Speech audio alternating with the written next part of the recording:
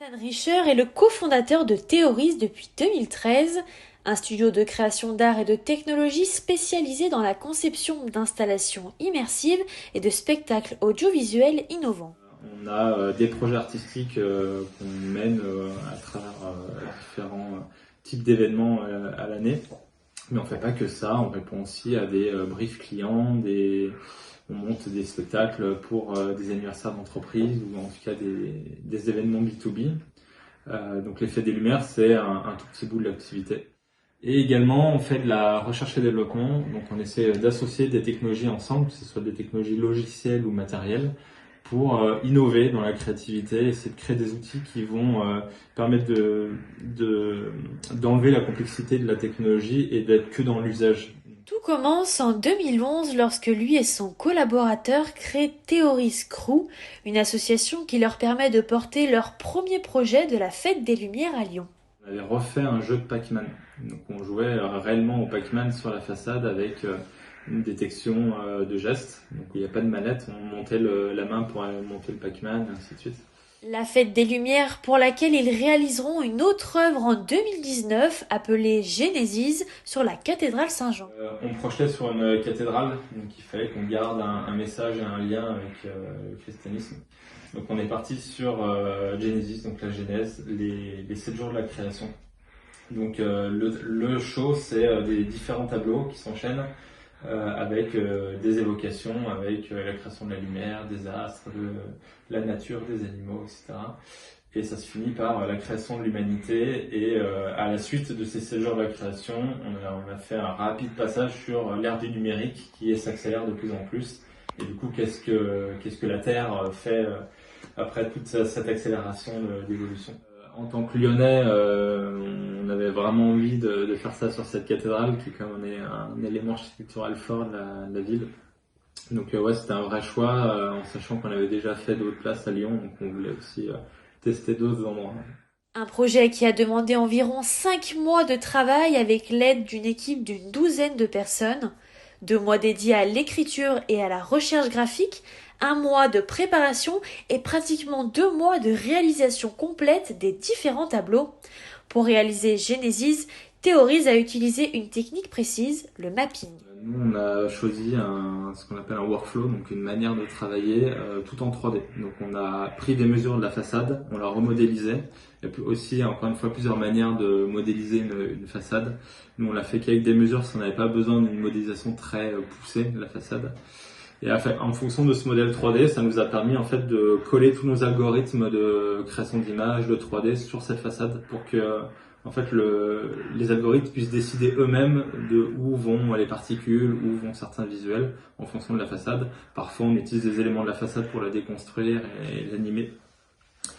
Donc ça, c'est on va dire la mire. Donc on peut faire une mire 2D ou une mire 3D. Donc nous, on a fait une mire 3D. Et ensuite, bah voilà, c'est différents assets graphiques qui ont été assemblés. Il y a des assets qui ont été créés sur mesure. On a fait appel à un artiste qui vient de Berlin, qui a lui développé son propre logiciel pour lui aussi utiliser la façade, le modèle 3D de la façade, pour générer ces particules qui suivent toutes seules les lignes architecturales du bâtiment.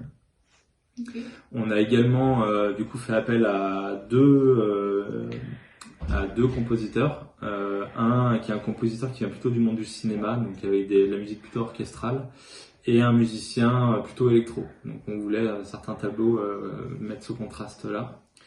Et pour finir, on a aussi utilisé le médium de la lumière. Donc on a fait appel à un créateur, un créateur lumière, qui lui nous a designé la lumière, la façade, mis certains spots lumineux à certains endroits clés de la façade, et on les a animés pour renforcer certains effets vidéo qui étaient présents pendant le spectacle. Mais qu'est-ce qu'une mire ? Mire, c'est un fichier test qui permet en fait de caler les images sur le bâtiment.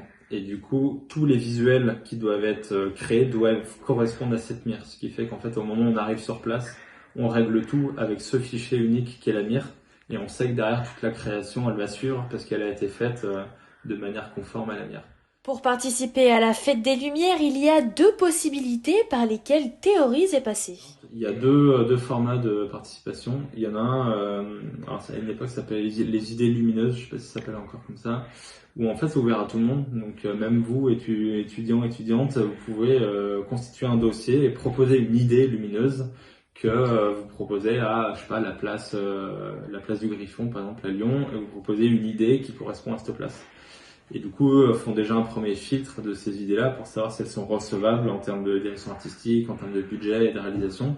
Et ensuite, ils les présentent aux arrondissements qui sont concernés en fonction de là où la classe a été proposée. Et l'autre format qui est comme plus destiné aux professionnels, où là, c'est des marchés publics. Donc le marché public, c'est l'inverse. C'est la ville qui dit, OK, on a besoin d'un projet à la place des terreaux et on attend comme budget. Et donc là, les entreprises répondent, bah moi j'ai telle idée et le budget il va s'agencer de telle manière, quoi. Et je vais bosser avec tel partenaire technique, tel partenaire artistique, etc. Donc là, c'est plus hiérarchisé, c'est-à-dire qu'il y a un marché public, il y a une vraie méthode pour y répondre. Et donc on répond entre guillemets à une sorte de brief client qui est le cahier des charges du marché public. Alors que les idées lumineuses, tout le monde peut y répondre. L'édition 2021 de la Fête des Lumières correspond à l'édition 2020 qui n'a pas eu lieu. Un événement annuel auquel le studio Théorise a décidé de ne pas participer cette année. Mais alors, comment s'est passée l'année 2020 pour eux? L'année du Covid, du coup, en 2020, c'est relativement bien passé pour nous. Parce que justement, on a pu se diversifier en termes d'activités. On fait pas que de l'événementiel. Et donc, c'est ce qui nous a sauvés, c'est qu'on avait aussi des projets en muséographie.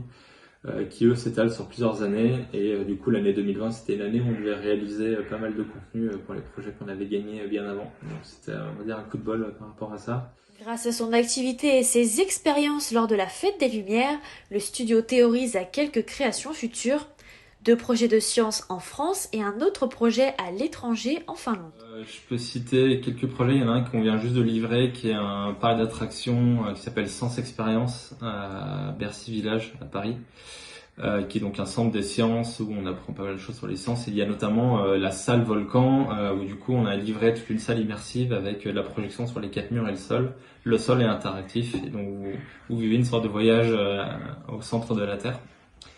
Et là, dans l'année qui vient, la 2022, on va livrer une autre salle immersive dans un centre des sciences à Grenoble, enfin plus exactement à Pont-de-Claix. Donc il y a un planétarium, un espace muséographique autour des systèmes solaires, etc. et une salle immersive où là on est responsable de tous les contenus qui se passent dedans, donc notamment avec de l'interactivité au mur et au sol. Et donc là, on a pas mal de projets graphiques qui vont, on va dire, d'un truc très esthétique jusqu'à une sorte d'escape game où on doit aller toucher à plusieurs le mur, le sol, résoudre des énigmes et avancer dans une certaine histoire comme ça pour tenir 20-30 minutes.